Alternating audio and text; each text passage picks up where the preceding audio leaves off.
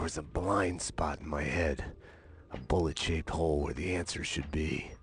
Call it denial. I wanted to dig inside my skull and scrape out the pain. Alright, so this is Max Payne 2 for the PC. This game, of course, highly anticipated as the first Max Payne. Was really groundbreaking on the PC when it came out. This one was released on the consoles as well, but it came out first on the PC October 14th, 2003. Like the first Max Payne game, this is a third-person shooter that relies largely on storyline. This one has a very large, very complex storyline that I'm not even going to bother to try to show or explain in this review. The review would be longer than 15 minutes just to show you most of the storyline. So rather than show too much storyline, what I'm going to do instead is show a lot of the action. Shit. And to bleed on the floor. That's the ticket. We should find a way to kill him without spilling any blood.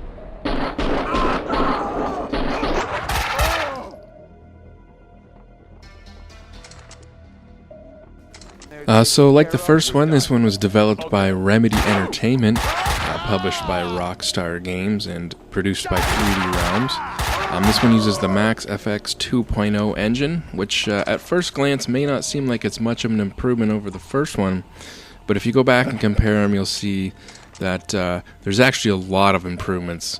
There's little improvements in the lighting, there's little improvements in the texture mapping, there's little improvements in the physics, there's a lot more items on the screen that can be knocked over. People's faces look a lot better when you get up close to them. So it's a lot of little improvements as you would expect. Wait! The mob guys attacked us! I have no beef with you guys! You took them out! Listen, I work for Vladimir! Honey, you work for no one. What do you want? We can... NYPD, drop him!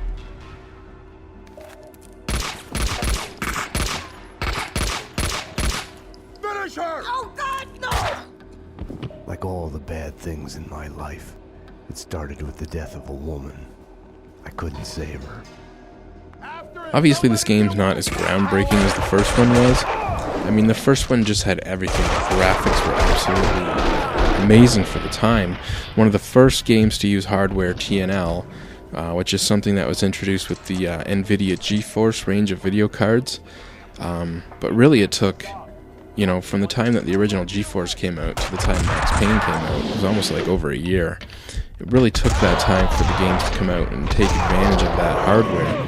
But Max Payne definitely showed, you know, why you wanted that GeForce card at the time.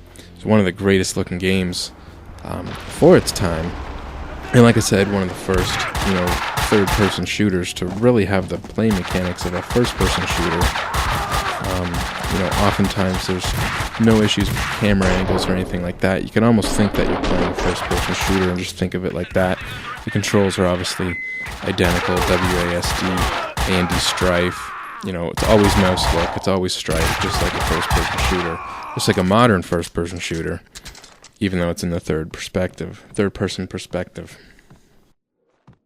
Someone was talking on the other line. Nothing to worry about, baby. I'm going to be all right. When haven't I been all right?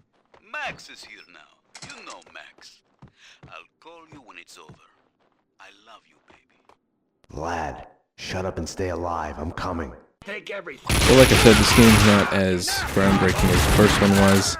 You know, the first one just blew you away in all regards. And this one's really just tweaked and improved. The graphics, like I said, are slightly improved. The controls and play mechanics haven't really changed. And, you know, it's just additional storyline.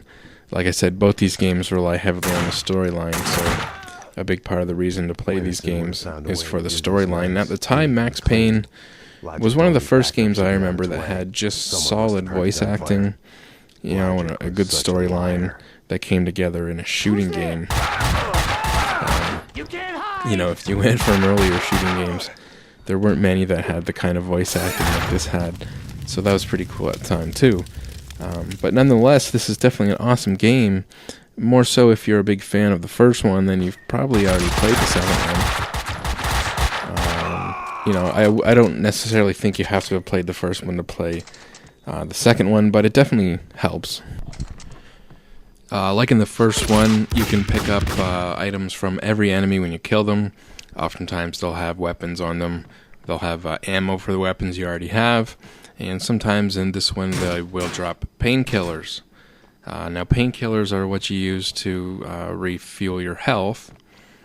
If you see the bottom left screen, you'll see a picture of Max Payne with basically a red bar that fills up. When it's filled with red, you're dead. You can use the painkillers to slowly bring it down. And you find the painkillers throughout the game.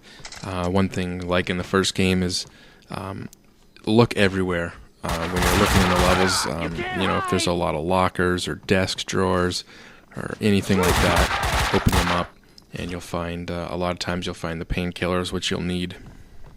Max,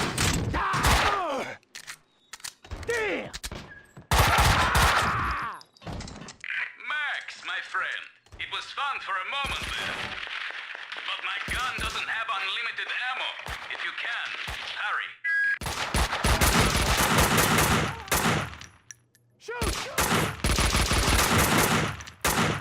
And this one you have a secondary attack now. You can melee your weapon, or you can assign big grenades or Molotov cocktail throwing weapons to it. And simply pressing F will use that secondary attack.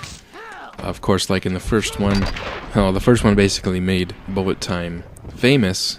You know, after the movie The Matrix came out, the whole idea of going into slow motion as the bullets go around you was kind of a big deal, and Max Payne was kind of the first game to capitalize on that. Bullet time is in this one. Once again, just pressing the second mouse button goes into bullet time. And I don't know. Like I said in the first review for Max Payne 1, I don't necessarily find myself using the bullet time too often, but there's definitely times where it comes in handy. You know, if there's a lot of guys around a corner and you want to jump out and surprise them or something like that, but I don't know, I don't find myself using it maybe as much as I should. Maybe the game would be even easier if I used it more often, but like I said, the physics in this game are a lot better. And this game actually uses the Havoc physics engine, which allows for a lot of changes in the way the weapons work. There's a lot of things you can take cover behind. There's a lot of boxes in this game, and you can shoot the boxes. Enemies could fall over the boxes and knock all the boxes over, and they'll react realistically to the way the boxes would knock over. It doesn't sound like a big deal, but you know, none of that stuff was in the first Max Payne. There's just a lot more, you know, environmental stuff in this game that can be knocked over, and it's pretty realistic the way the stuff, you know, falls over. If you throw a grenade next to a bunch of boxes, the way the boxes go flying, it was pretty cool for the time. This part's kind of funny, is you just, you know, go through this guy's apartment as he's sleeping. He doesn't care. And a little bit more platforming stuff. There's a little bit of this in the first Max Payne, where you're going outside of the apartment buildings. And then we're back inside.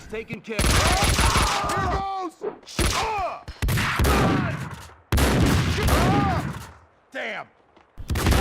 Always keep an eye on your health in this game. Just because you have painkillers doesn't mean you use them automatically.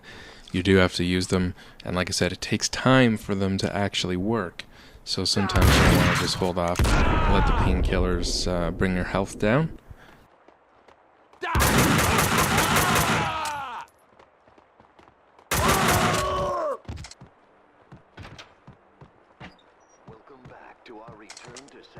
Like I said, always go looking for painkillers. And one thing too is save often. It's really quick in this game to save, as you can see there. You know, it only takes a second to save the game, so save often.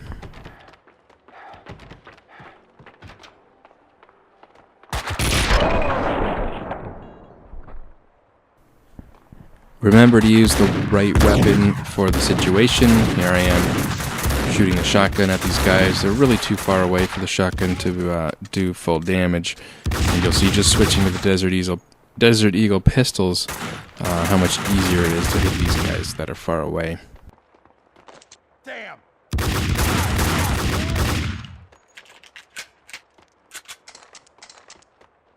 You know, obviously this game was received very well.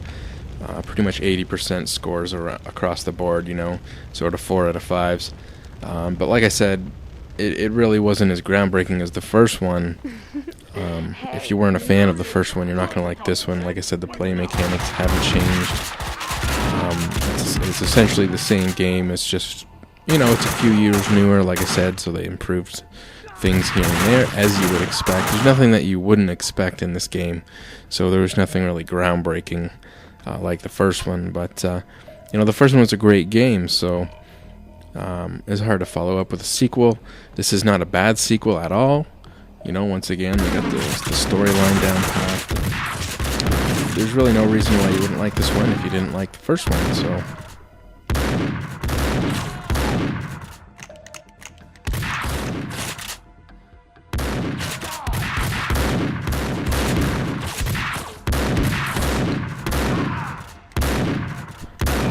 Yeah, once again, here I am using a shotgun at guys that are at pretty far range. I guess I don't learn from my own mistakes.